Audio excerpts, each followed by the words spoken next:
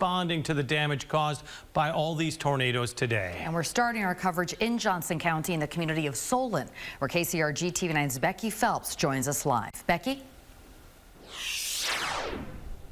Thankfully, no one was injured when this tree behind me fell and hit a home during today's storms in Solon. The family who lives in this home tells me they were in the cellar during all of the storms and couldn't tell what had happened until they came up and looked around.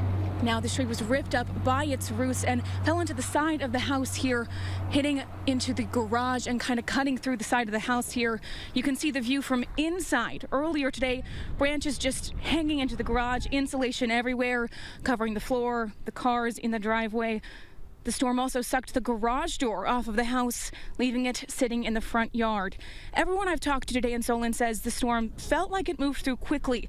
I talked with one woman who rode out the storm with her father in his basement before coming home and seeing what her neighborhood looked like. After the storm was over, I went to walk home and I saw a big pile of cedar trees, and I was like, well, those must have come off of the other neighbor's tree. And lo and behold, I get to my house and I find out that it had just fallen behind my bus and did not hit the bus, but they were actually my trees that the limbs had been pulled.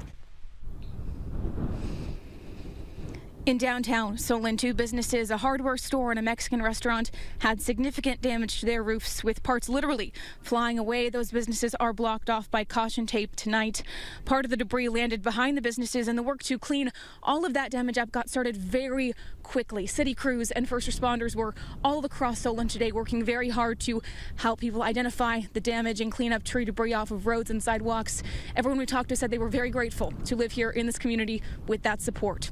Live in Solon, Becky Phelps, KCRG TV9 News. And this is drone video from Tipton in Cedar County. You can see some damage to homes and trees in this particular neighborhood. Some homes even had part of their roofs that were torn off. The good news is that time and time we have not heard of any serious injuries, and that's a key.